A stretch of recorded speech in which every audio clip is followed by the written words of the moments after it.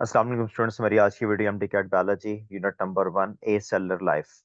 इस वीडियो के अंदर हम लोग यूनिट नंबर 1 सेलुलर लाइफ से मुतल्लिक ए सेलुलर लाइफ से मुतल्लिक एमसीक्यूज को डिस्कस करने जा रहे हैं। तो वीडियो को शुरू करते हैं, लेकिन वीडियो को शुरू करने से पहले मेरे इस चैनल को सब्सक्राइब कर लीजिएगा और बेल आइकन को प्रेस कर लीजिएगा ताकि आपको आने वाली वीडियोस मिलती रहें। अगर आप मुझसे किसी भी इन्फॉर्मेशन के लिए कॉन्टैक्ट करना चाहते हैं तो मेरा इंस्टाग्राम हैंडल है बायोलॉजी बाय भट्टी। तो आइए स्टार्ट लेते हैं। सबसे पहले MCQ, number of capsomeres in the capsid of herpes virus. तो हर्पीज वायरस के कैप्सोमर के अंदर जो है वो कैप्सिड के अंदर कैप्सोमर्स की तादाद होती है 162। तो आपका आंसर जो है वो अल्फा ऑप्शन होगा 162। Number of capsomeres in the capsid of adeno virus. तो एडिनो वायरसेस के कैप्सिड के अंदर कैप्सोमर्स की तादाद होती है 252। तो यहाँ पर आपका आंसर होगा बी ऑप्शन। उसके बाद क्वेश्चन नंबर 3 है आइकोसा हेड्रल वायरस हैज नियरली। तो आइकोसा हेड्रल वायरसेस वो होते हैं जिनके अंदर 20 जो है वो फेसेस मौजूद होते हैं, 20 ट्रायंगुलर फेसेस मौजूद होते हैं। So that is why the answer would be the beta option.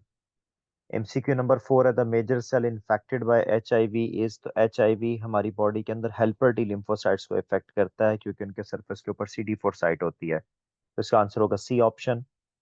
Question number 5 है H I V virion is uncoated in host cell. तो एच आई वी वारियन जो है होस्ट सेल के साइटोप्लाज्म के अंदर अनकोट होता है। So that is why the answer would be C option. ये आपकी टेक्स्ट बुक के अंदर चैप्टर नंबर 5 के अंदर एच आई वी साइकिल के अंदर जो है ये गिवन है डायग्राम के अंदर, बाकायदा तौर पे आप वहां पे देख सकते हैं। So answer is C option. Question number 6 है capsomeres are subunits which form capsid of a वारियन।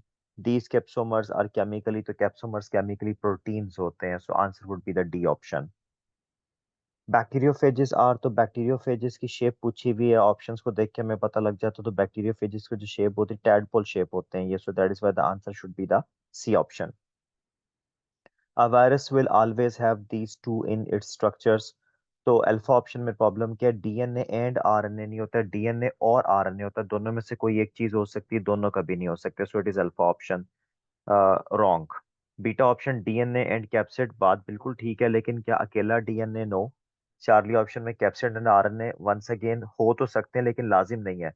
तो डी ऑप्शन में क्या बेहतर चीज है कि जिनोम का वर्ड यूज कर दिया, तो जिनोम के अंदर डीएनए और आरएनए दोनों शामिल हो जाते हैं automatically. So that is why the answer would be the D option.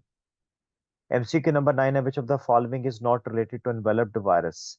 तो ये पास पेपर के अंदर आ चुका है एमसीक्यू और थोड़ा सा टिपिकल एमसीक्यू है तो उसको समझने की जरूरत है। सबसे पहली बात, दे survive for a short time. तो जो है ये बात बिल्कुल ठीक है कि जो एनवेलप्ड वायरसेस होते हैं वो बहुत शॉर्ट टाइम के लिए जो है वो सर्वाइव करते हैं, लॉन्गर ड्यूरेशन के लिए सर्वाइव नहीं कर सकते हैं। उसकी वजह ये होती है कि ये रिलाई करते हैं जो होस्ट सेल होता है उसके सरफेस के ऊपर, प्रोटीन्स के ऊपर, जो सरफेस प्रोटीन्स होते हैं उनके ऊपर रिलाई करते हैं। तो अगर होस्ट अवेलेबल नहीं होगा तो ये ज्यादा देर सर्वाइव नहीं कर सकते हैं। दूसरे नंबर पर आ जाता है जी there envelope is sensitive to sunlight. Yes, इनका एनवेलप जो है वो सनलाइट के लिए सेंसिटिव होता है, ये बात भी ठीक है। डी ऑप्शन पे पहले बात कर लेते हैं, envelope is derived from the host. तो ये बात भी बिल्कुल ठीक है, जो भी एनवेलप होता है एनवेलप वायरसेस का वो हमेशा होस्ट की प्लाज्मा मेम्ब्रेन से ड्राइव होता है। अलबत्ता C option they are tolerant to antibodies, ये बात गलत है। एंटीबायोटिक्स नहीं लिखा हुआ, एंटीबॉडीज लिखा हुआ है। जाहिर सी बात है कि अगर एंटीबॉडीज के अगेंस्ट टॉलरेंट हो जाएंगे फिर तो हम में से कोई भी इनसे नहीं बच सकेगा, क्योंकि अल्टीमेटली हमारे जिस्म ने एंटीबॉडीज बनाना होती है वायरसेस के अगेंस्ट जो काम करती हैं और हमें इनसे बचाती हैं। लाजिम सी बात है कि एंटीबॉडीज जो हैं अगर होंगी तभी हम लोग सर्वाइव कर सकते हैं, तो एंटीबॉडीज को टॉलरेंट नहीं होते। बुनियादी तौर पर ये एमसीक्यू जो है ये फेडरल बोर्ड की बायोलॉजी की बुक के ऊपर बेस करता है। तो उसके अंदर जो कॉन्सेप्ट था वो नीचे मैंने आपको बॉक्स के अंदर दे दिया, साइड बॉक्स में अगर आप देखें तो non-enveloped viruses can survive for long periods outside the host cell, while enveloped viruses survive for shorter time period because many enveloped viruses rely on the proteins on the surface of membrane to attach to the host cell, जो बात मैंने अभी आपको explain की है।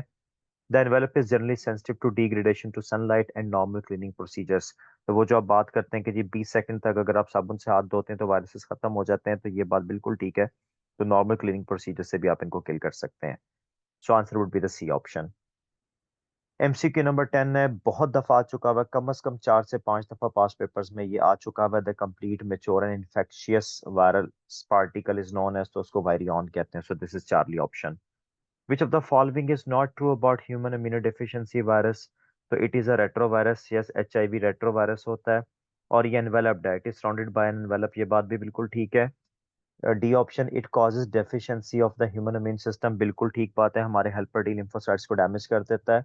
It does not cause AIDS, ये बात गलत है, एड्स ही तो कॉज करता है ये, so answer would be C option. Number 12 है capsid, the protective coat of virus is made up of dash subunits known as capsomers, तो प्रोटीन के सब यूनिट से बना होता है जिनको आप कैप्सोमर्स कहते हैं, so answer C option. Number 13 है among followings dash enzyme is naturally found in human immunodeficiency virus, तो ह्यूमन इम्यूनोडेफिशिएंसी वायरस के अंदर एक एंजाइम रिवर्स ट्रांसक्रिप्टेज होता है, जो यहाँ पे आप अगर डायग्राम के अंदर भी देखें तो लेबल किया हुआ राइट साइड पे सेंटर में। एक और एंजाइम होता है इंटीग्रेस, लेकिन जाहिर सी बात है वो यहाँ पे ऑप्शंस में नहीं है। इंटीग्रेस क्या करता है, वायरल डीएनए को होस्ट के डीएनए के साथ बाइंड करता है जिस टाइम जो है वो प्रोफेज बनता है, तो डेफिनेट सी बात है कि यहाँ पर वो ऑप्शंस में नहीं है, तो आप उसको चूज नहीं कर सकते। Number 49 viruses combined structure formed by core and capsid, तो कोर न्यूक्लिक एसिड है, कैप्सिड प्रोटीन कोट है, तो कलेक्टिवली आप इसको न्यूक्लिक एसिड कह देते हैं, A option. AIDS is caused by, तो जी एड्स जो है जाहिर सी बात है बैक्टीरिया फंजाई या एल्जी कॉज नहीं करते हैं, एचआईवी कॉज करते हैं जो कि एक वायरस है, सो बी ऑप्शन। नंबर 16 है all viruses can reproduce within living organisms only so they are known as obligate intracellular parasites, तो चूंकि ये within the cells reproduce करते हैं इसलिए लाजमी तौर पर ऑब्लिगेट इंट्रासेलुलर पैरासाइट्स हैं। आप एंडोपैरासाइट का ऑप्शन चूज नहीं कर सकते क्योंकि एंडोपैरासाइट सेल्स के अंदर नहीं होते, बॉडी के अंदर होते हैं। इंट्रासेलुलर पैरासाइट सेल्स के अंदर जाते हैं।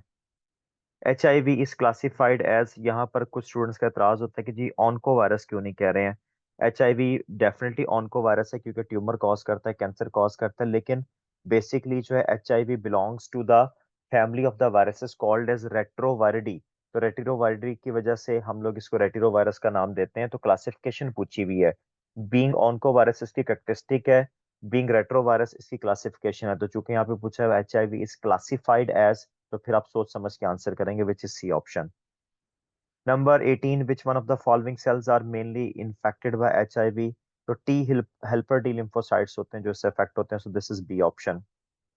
इन HIV viruses reverse transcriptase converts single stranded RNA into double stranded viral DNA, तो इस प्रोसेस को क्या नाम देते हैं, इस प्रोसेस को रिवर्स ट्रांसक्रिप्शन का नाम देते हैं, लेकिन ये भी पास पेपर का क्वेश्चन है, और जब ये पास पेपर में आया था तो वहां पर रिवर्स ट्रांसक्रिप्शन की ऑप्शन नहीं दी हुई थी, वहां पर रिवर्स ट्रांसक्रिप्टेज ही लिखा हुआ था, तो मैंने जानबूझ के इसको करेक्ट नहीं किया ताकि स्टूडेंट्स को आइडिया रहे। तो बाज का ऐसा हो जाता है यूएचएस के अंदर भी कि ऑप्शन 19-20 होती है, टाइपिंग एरर्स होते हैं, तो अगर टाइपोलॉजिकल एरर होता भी है तो आपको समझ आ रही है देख के कि वो रिवर्स ट्रांसक्रिप्शन लिखना चाह रहा था लेकिन गलती से रिवर्स ट्रांसक्रिप्टेज लिख बैठा। क्योंकि आपके पास नेगेटिव मार्किंग नहीं है तो बड़ी आसानी के साथ जो है वो डी ऑप्शन चूज कर सकते हैं बगैर किसी परेशानी के, आपके इंशाल्लाह मार्क्स डिडक्ट नहीं होंगे। इस तरह के केसेस में या तो इस तरह के क्वेश्चंस को वो ओमिट कर देते हैं कैलकुलेशंस में से, या जो आपका क्लोजेस्ट आंसर होता है उसको एक्सेप्ट कर लिया जाता है, तो जिस साल ये क्वेश्चन आया था उस साल ये आंसर एक्सेप्ट किया गया था, इसको ओमिट नहीं किया गया था। नंबर 20 वायरसेस पोजेस, तो वायरसेस के अंदर या डीएनए होगा या आरएनए होगा, दोनों चीजें इकट्ठी नहीं हो सकती। ऑर्गेनेल्स उसके अंदर बिल्कुल नहीं पाए जाते और राइबोसोम्स भी उनके अंदर एब्सेंट होते हैं, so answer is beta option. Number 21 है विच one of the following statements about viruses is correct, तो वायरसेस मैंने पहले भी कहा कि ऑब्लिगेट इंट्रासेलुलर पैरासाइट्स होते हैं, इनके पास इनकी मेटाबॉलिक मशीनरी मौजूद नहीं है, मेटाबॉलिक मशीनरी में मुख्तलिफ एंजाइम्स और राइबोसोम्स आ जाते हैं। All viruses contain both RNA and DNA, तो दोनों नहीं होते, दोनों में से एक चीज हो सकती है। Nucleic acid of viruses is known as capsid, तो न्यूक्लिक एसिड को कैप्सिड नहीं कहते, प्रोटीन कोड को कैप्सिड कहते हैं, so answer C option. Which statement is wrong for viruses? तो all are parasites, yes they are, they have nucleic acids and proteins, ये बात भी बिल्कुल ठीक है। एंटीबायोटिक्स इनके ऊपर कोई इफेक्ट नहीं करती, एंटीबायोटिक्स मोस्टली बैक्टीरिया और कुछ प्रोटीन्स के खिलाफ, कुछ फंजाई के खिलाफ इफेक्टिव है, वायरसेस के अगेंस्ट एंटीबायोटिक्स यूज नहीं होती। All of them have helical symmetry, ये बात गलत है, हेलिकल सिमेट्री नहीं होती, कोई रॉड शेप है, कोई आइकोसाहेड्रल है, टैडपोल शेप है, सो इसमें बहुत सारी वैरायटी है, so that is why the answer is D option. Number 23, which of the following statements is not correct regarding viruses? They cannot be observed using a light microscope. बिल्कुल ठीक है, आपको electron microscope की जरूरत होती है। Viruses are complexes of nucleic acids and proteins. Yes, nucleic acid और protein से बने होते हैं, nucleocapsids हैं। The bacteriophages completely enter into their host cells. तो bacteriophages अपने host cell में मुकम्मल enter नहीं होते, प्रोटीन कोड बाहर रह जाता है, सिर्फ जिनोम एंटर होती है, so that is why it should be the C option. Number 24 है वायरसेस रिप्रोड्यूस बाय, तो वायरसेस का जो मेथड है उसको रेप्लिकेशन का नाम देते हैं, so this should be C option replication. Number 25 है dash gives definite shape to virion. तो वायरियन की जो शेप होती है प्रोटीन कोड पे बेस करती है और प्रोटीन कोड को आप कैप्सिड कहते हैं। So this is A option. Envelope सारे वायरसेस में नहीं होता तो आप उसको चूज नहीं कर सकते, और कोर तो उसका इंटरनल पार्ट, इसमें न्यूक्लिक एसिड शामिल है। Number 26 animal and plant viruses में भी, तो तीनों शेप्स के हो सकते हैं, ये आपकी टेक्स्ट बुक स्टेटमेंट है, so answer would be D option. Number 27 more than dash types of viral plant disease are known, Federal Board की बुक के अंदर से है 2000, so it should be C option. Tobacco mosaic virus TMV है, तो rod shape होता है जी, वंस अगेन फेडरल बोर्ड की बुक के अंदर से है, so answer is B option, rod shaped. Number 29 viral envelope is made up of, तो लाइपोप्रोटीन से बना होता है, so it should be C option.